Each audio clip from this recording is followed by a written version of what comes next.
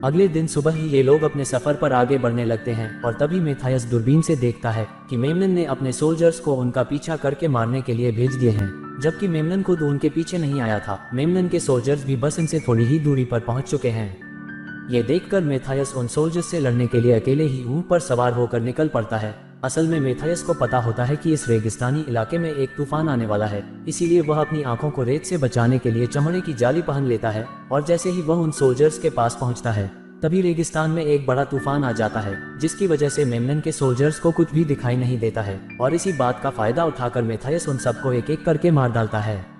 अब यहाँ पर मेमनन का एक सेनापति सोल्जर होता है जिसे मेमनन ने एक तीर दिया था जिस पर बिच्छू का जहर लगा हुआ था।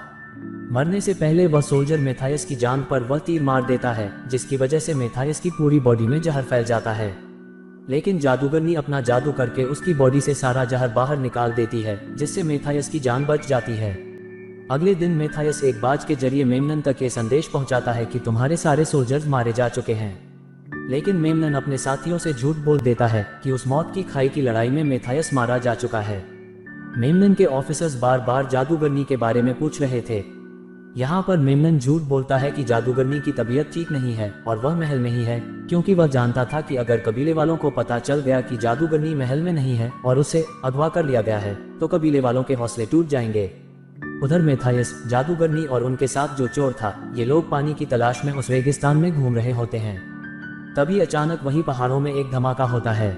जब ये लोग देखते हैं तो वहां पर वह बूढ़ा आदमी बारूद वाला गैजेट बनाने में कामयाब हो चुका है और वह अब उसकी मदद से ही वहां पहुंचा है।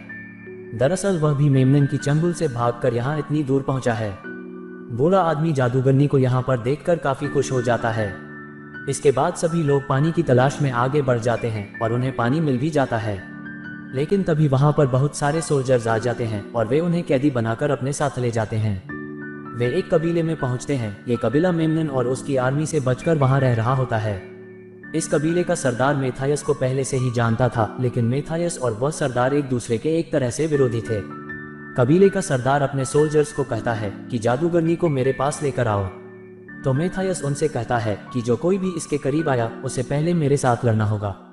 अब यहाँ पर कबीले के सरदार और मेथायस के बीच में लड़ाई होती है, लेकिन कबीले का सरदार इतना बहादुर और शक्तिशाली होने के बावजूद भी मेथायस उसे हरा देता है। मेथायस कबीले के सरदार को कहता है कि हम दोनों का दुश्मन एक ही है और वह है मेमनन।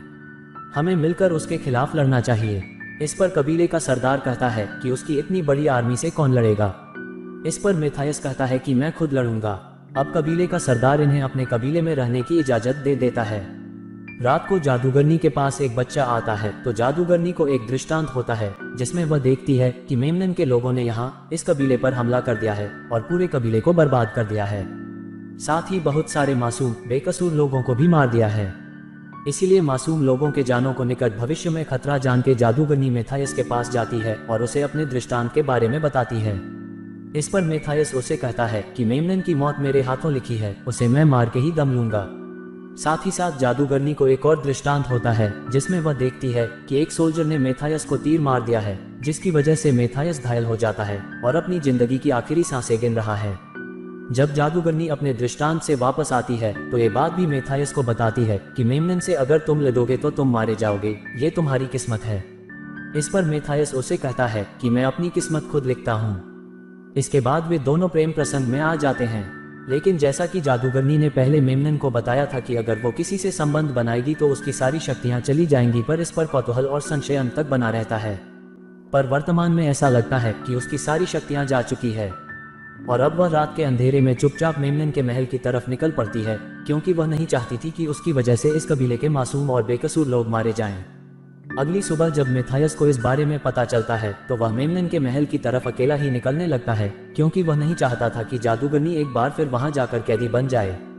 यहाँ पर कबीले का सरदार मेथायस को कहता है कि रुको, हम भी तुम्हारा साथ देंगे। इसके बाद मेमनन के महल का सीन दिखाया जाता है, जहाँ पर मेमनन के सोल्जर्स बार बार मेमनन को जादूगरनी के बारे में पूछ रहे होते हैं, क्योंकि अगले दिन उन्हें हमला करना था। लेकिन मेमनन के पास उनके सवालों का कोई जवाब ही नहीं होता है। इतनी ही देर में वहां पर जादूगरनी आ जाती है और वह सबको बताती है कि कल की जंग में उनकी ही जीत होगी। मेमनन के दुश्मन खुद ब खुद यहाँ पर चले आएंगे। अब यहाँ मेमनन को जादूगरनी पर शक होता है कि वह अपनी शक्ति खो चुकी है और सच जानने के लिए वह जादूगरनी के सामने 6 घड़े लाता है, जिनमें से 4 घड़ों में खतरनाक सांप होते हैं और 2 घड़े खाली होते हैं। अब जादूगरनी को दृष्टांत का इस्तेमाल करके अपना हाथ सिर्फ उन 2 घड़ों में ही डालना होगा जिनमें सांप न हो। दूसरी तरफ दिखाया जाता है कि रात के अंधेरे में मेथायस और उसके सभी साथी मेमनन के महल में हर एक तरीका इस्तेमाल करके घुस जाते हैं और उस बूढ़े आदमी ने जो बारूद बनाए थे वह मेमनन के साथी चोर के साथ मिलकर महल के आगे बिछा दिए जाते हैं। उधर महल के अंदर मेमनन जादूगरनी का इम्तिहान ले रहा था।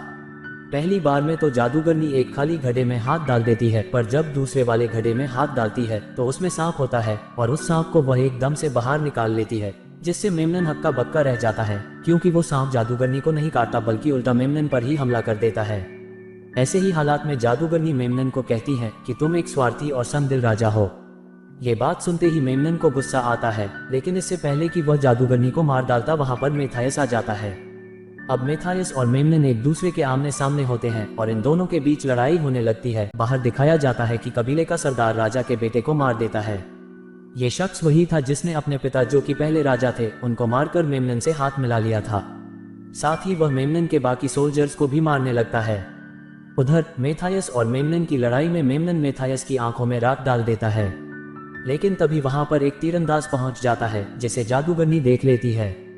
जादूगरनी मेथायस और तीर के बीच में आना चाहती है ताकि तीर उसे यानी जादूगरनी को लग जाए, लेकिन जब मेथायस तीर को जादूगरनी की ओर आते हुए देखता है तो जादूगरनी को लेकर पलट जाता है और तीर मेथायस की पीठ में लग जाता है।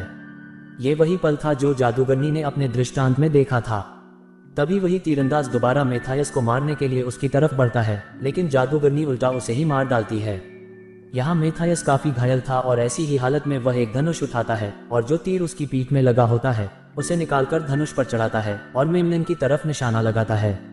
मेमनन वैसे तो इस तरह के तीर को अपनी तलवारों से रोकने की महारत रखता था और इस बार भी तीर रोकने की कोशिश करता है, लेकिन तीर की स्पीड इतनी तेज होती है कि मेमनन अपनी तलवारों की मदद से उसे रोक नहीं पाता और तीर उसकी छाती में लग जाता है और वह नीचे गिरने लगता है।